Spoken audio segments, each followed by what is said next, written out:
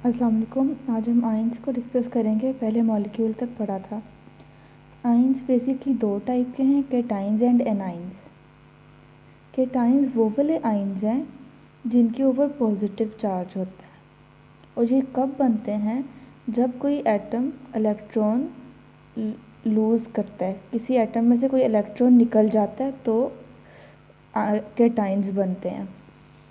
Atom as a whole neutral होता है। उसके न्यूट्रल होने की वजह ये होती है कि उसमें के न्यूक्लियस के अंदर जितने प्रोटॉन्स हैं, फॉर एग्जांपल अगर 2 प्रोटॉन हैं तो उसके शेल जो हैं उसमें 2 ही इलेक्ट्रॉन होंगे। मतलब number of proton number of electron के इक्वल होता है।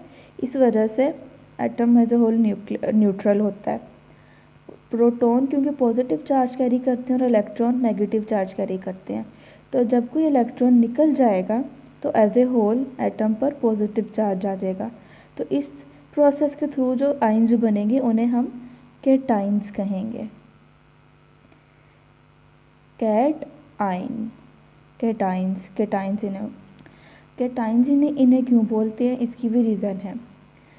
जब कोई इलेक्ट्रोलिसिस का प्रोसेस होता है और इलेक्ट्रोड होते हैं हमारे पास 2, एक को हम कहते हैं कैथोड और एक को बोलते हैं एनोड। तो जब कैटाइंस जिनके ऊपर पॉजिटिव चार्ज होता है तो ये जो हैं ये कैथोड की तरफ मूव करते हैं।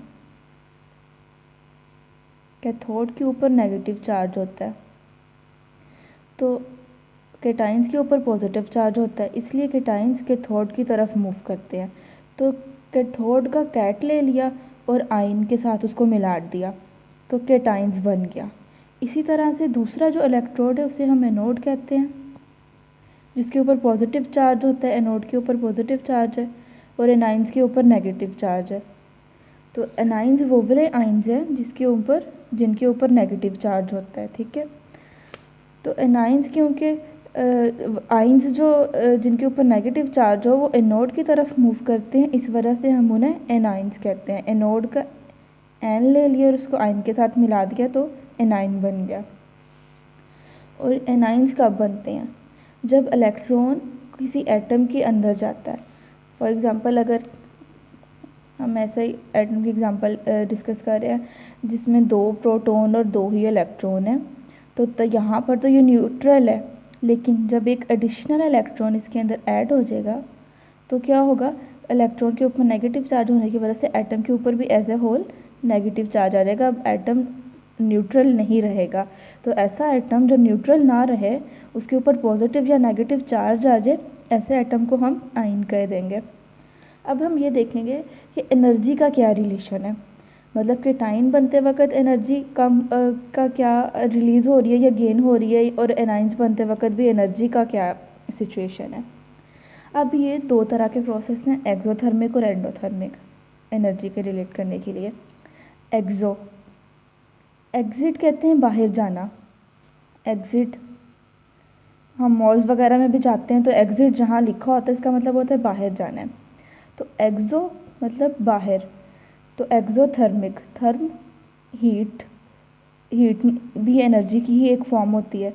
तो एक्सोथर्मिक मतलब जिसमें हीट बाहर जा रही है, एनर्जी बाहर जा रही है। तो एक्सोथर्मिक वो प्रोसेस है जिसमें एनर्जी बाहर जाती है, यानी रिलीज़ होती है, एनर्जी रिलीज़ होती है। तो एनर्जी रिलीज़ किस प्रोसेस में होगी? कैटाइंस की फॉर्मेशन में होगी कि एनाइंस की फॉर्मेशन में, अब हम ये देखेंगे।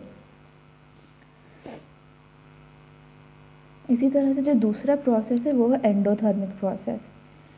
एक्सो का ऑपोजिट कर ले तो वो एंडोथर्मिक प्रोसेस है जिसमें एनर्जी रिक्वायर है हमें, या एनर्जी एब्जॉर्ब हो रही है। तो ऐसे प्रोसेस को हम एंडोथर्मिक कह रहे हैं। अब जब कैटाइंस बनते हैं तो हमें पता है प्रोटॉन के ऊपर पॉजिटिव और नेगेटिव के इलेक्ट्रॉन के ऊपर नेगेटिव चार्ज है, और इन दोनों के दरमियान अट्रैक्शन है।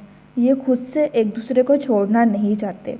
तो खुद से एक दूसरे को नहीं छोड़ना चाहते तो हमें ज़ोर लगाकर ज़ोर, अब हम ऐसा तो नहीं है कि पकड़ के इन दोनों को अलग कर दें, तो किसी ना किसी फॉर्म में हमें एनर्जी देनी पड़ेगी। वो हीट की फॉर्म में हो सकती है, वो रेडिएशन की फॉर्म में हो सकती है, वो एनर्जी किसी ना किसी फॉर्म में हमें एनर्जी देनी पड़ेगी तब कहीं जाकर ये एक दूसरे को छोड़ेंगे। अदरवाइज़ इलेक्ट्रॉन और प्रोटॉन नेचुरली तो एक दूसरे के साथ रहना चाहते हैं। उन्होंने वो स्टेबल स्पीशीज़ बनाई हुई है, तो उनकी स्टेबिलिटी को ख़त्म करने के लिए, उनकी आपस में बॉन्डिंग को ख़त्म करने के लिए एनर्जी प्रोवाइड करनी पड़ेगी। एनर्जी जब प्रोवाइड करेंगे तो फिर एज ए रिज़ल्ट यहाँ से इलेक्ट्रॉन निकल जाएगा, तो केटाइन बन जाएगा। केटाइंस की एग्जांपल दी हुई हैं, सोडियम केटाइन है, पोटेशियम केटाइन है, इस तरह से काफ़ी सारी और एग्जांपल्स हैं, एल्यूमिनियम, आयरन वगैरह की। अब है एंडोथर्मिक प्रोसेस। एंडोथर्मिक तो हमने डिस्कस कर लिया ना कि ऐसा जब केटाइन बन रहे हैं तो एनर्जी चाहिए, यानी एनर्जी एब्जॉर्ब हो रही है, एनर्जी रिक्वायर्ड है इस प्रोसेस में। तो केटाइन की फॉर्मेशन क्या है? Endothermic process. एंडोथर्मिक केटाइन की जो फॉर्मेशन है, ठीक है, केटाइन फॉर्मेशन, ये क्या है? एंडोथर्मिक प्रोसेस है। जबकि एनाइंस की जो फॉर्मेशन है वो एक्सोथर्मिक प्रोसेस है। जब इलेक्ट्रॉन आता है एटम के अंदर तो as a result energy release होती है। एनर्जी रिलीज़ जो हो रही है उसकी वजह से एनाइंस की फॉर्मेशन जो है वो हमारी एक्सोथर्मिक हो जाती है। लेकिन ऐसा नहीं है कि अगर एक्सोथर्मिक है तो हमें एनर्जी देनी ही नहीं पड़ रही। इनिशियली हमें एक्सोथर्मिक प्रोसेस में भी एनर्जी प्रोवाइड करनी पड़ती है।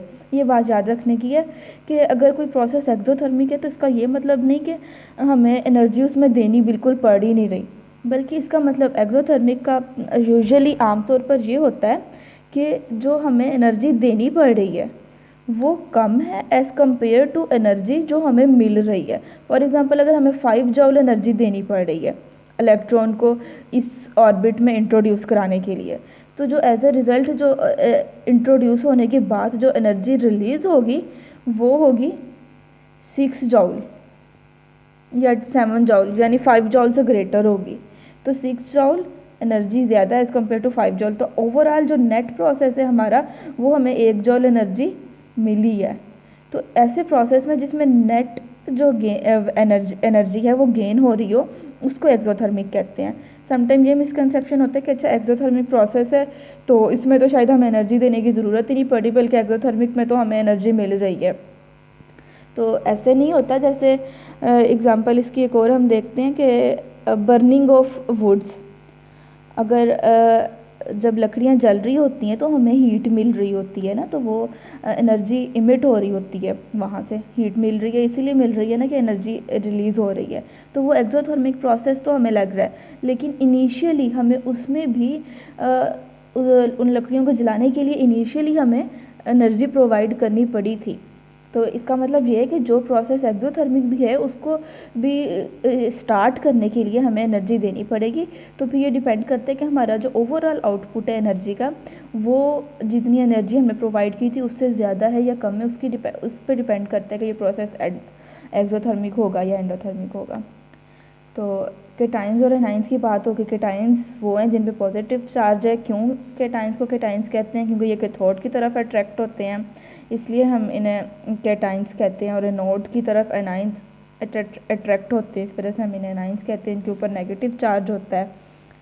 तो एंडोथर्मिक कौन सा है और एक्सोथर्मिक कौन सा प्रोसेस है वो भी हमने डिस्कस कर लिया। अब हमने ये कहा कि एनाइंस की फॉर्मेशन जो है वो एक्सोथर्मिक प्रोसेस है, लेकिन एक बात बहुत इम्पोर्टेंट है कि एनाइंस की फॉर्मेशन सिर्फ तब तक एक्सोथर्मिक है जब तक हमने सिर्फ एक इलेक्ट्रॉन इंट्रोड्यूस कराना है, यानी यूनी नेगेटिव जो आइंस हैं, यूनी नेगेटिव आइंस, सिर्फ उनकी फॉर्मेशन जो है वो एक्सोथर्मिक है। लेकिन जो अगर हम चाहते हैं कि एक और इलेक्ट्रॉन भी इंट्रोड्यूस करा दें, इसके ऊपर एक नेगेटिव चार्ज की बजाय 2 नेगेटिव चार्ज आ जाए एक एटम के ऊपर, तो प्रोसेस एक्सोथर्मिक प्रोसेस नहीं रहेगा। जो सिर्फ एक इलेक्ट्रॉन को इंट्रोड्यूस करा रहे हैं तो प्रोसेस जो है वो एक्सोथर्मिक है। लेकिन अगर दूसरा इलेक्ट्रॉन भी इंट्रोड्यूस कराना चाहते हैं तो process is no longer remains exothermic. उसकी वजह क्या है? क्योंकि पहले तो एक न्यूट्रल एटम पे हम जब इलेक्ट्रॉन इंट्रोड्यूस करा रहे थे तो वो कंपैरेटिवली आसान था, तो अगर उसमें हमें फॉर एग्जांपल 5 जॉल एनर्जी देनी पड़ी थी, सिर्फ एज्यूम कर रहे हैं, ये एनर्जी की वैल्यू अप टू स्केल बिल्कुल भी नहीं है, ये सिर्फ एजम्पशन के लिए है। 5 जॉल अगर हमें फॉर एग्जांपल एक इलेक्ट्रॉन को इंट्रोड्यूस कराने के लिए देनी पड़ी थी, तो जो दूसरा इलेक्ट्रॉन इंट्रोड्यूस कराना है उसको इंट्रोड्यूस कराने के लिए हमें 5 जॉल एनर्जी बिल्कुल नहीं देनी पड़ेगी, बल्कि बहुत ज़्यादा एनर्जी देनी पड़ेगी। वो 15 जॉल हो सकती है, 10 जॉल हो सकती है, मतलब 5 जॉल की निस्बत काफ़ी ज़्यादा एनर्जी देनी पड़ेगी। तो फॉर एग्जांपल अगर 15 जॉल देनी पड़ी है दूसरा इंट्रोड्यूस कराने के लिए, उसकी वजह क्या है कि अब जो दूसरा इलेक्ट्रॉन है वो हम न्यूट्रल एटम पे इंट्रोड्यूस नहीं करा रहे, बल्कि एक यूनी नेगेटिव आयन पर इंट्रोड्यूस करा रहे हैं, एक ऐसी स्पीशीज़ पर इंट्रोड्यूस करा रहे हैं जिसके ऊपर ऑलरेडी नेगेटिव चार्ज है। तो वो एक नेगेटिव चार्ज मौजूद है उसके ऊपर, तो वो दूसरे इलेक्ट्रॉन को आने नहीं देगा, क्योंकि नेगेटिव नेगेटिव को तो रिपेल करेगा ना, तो इसलिए उसको इंट्रोड्यूस कराना और ज़्यादा मुश्किल हो जाएगा। हमें उस रिपल्शन को भी ओवरकम करना पड़ेगा, जो एक नेगेटिव आयन दूसरे इलेक्ट्रॉन को रिपल के दरमियान जो रिपल्शन हो रही है उसको हमें ओवरकम करना पड़ेगा। उसके लिए हमें 5 की बजाय 15 जॉल या 10 जॉल या 20 जॉल एनर्जी खर्च करनी पड़ेगी, क्योंकि वो ज़्यादा मुश्किल है उनकी रिपल्जन को ओवरकम करना। अगर हम न्यूट्रल एटम पे इंट्रोड्यूस करा रहे हैं तो वो आसान है, यानी यूनी नेगेटिव आयन की फॉर्मेशन आसान है as compare to formation of di negative ion और ट्राई नेगेटिव आयन। तो इस तरह से जो जिनके ऊपर हायर नेगेटिव चार्ज है उनकी फॉर्मेशन मुश्किल होती जाती है। अच्छा, एक और इम्पोर्टेंट बात ये है कि जो आयन्स हैं, आयन्स की प्रॉपर्टीज़ जो हैं वो डिफरेंट होती है एटम के निस्बत। अगर यहाँ पर सोडियम एटम है तो इसकी प्रॉपर्टीज़ सोडियम आयन्स जैसी बिल्कुल भी नहीं होंगी, ठीक है, इनकी प्रॉपर्टीज़ एक दूसरे से बिल्कुल मुख्तलिफ होंगी। तो बेशक सिर्फ एक इलेक्ट्रॉन का ही फ़र्क आया है, लेकिन एक इलेक्ट्रॉन के निकल जाने से प्रॉपर्टीज़ में बहुत ज़्यादा फ़र्क आ जाता है। नेगेटिव आयन्स की भी कुछ एग्जांपल्स हैं, जिस तरह से ये पॉजिटिव आयन्स की हमने देखी हैं, उनमें फ्लोराइड आ जाता है, क्लोराइड आ जाता है। तो इसी तरह से कुछ ऐसी स्पीशीज़ भी होती हैं जो मॉलिक्यूल्स ग्रुप ऑफ एटम्स की फॉर्म में एग्जिस्ट करती हैं और उनके ऊपर as a whole negative charge आ जाता है। एक एग्जांपल है उसकी कार्बोनेट। तो ये सिंगल एटम के ऊपर ये टू नेगेटिव चार्ज नहीं है, बल्कि ये कार्बोनेट CO3 के ऊपर as a whole negative charge है, ठीक है। तो ये जो 2- चार्जेस को हम ये नहीं कह सकते कि ये ऑक्सीजन के ऊपर है या कार्बन के ऊपर है, नहीं, बल्कि ये कार्बोनेट के ऊपर as a whole negative charge है। इसी तरह से और एग्जांपल्स भी बुक में दी हुई हैं, क्रोमेट वगैरह की, फॉस्फेट है, सल्फेट है।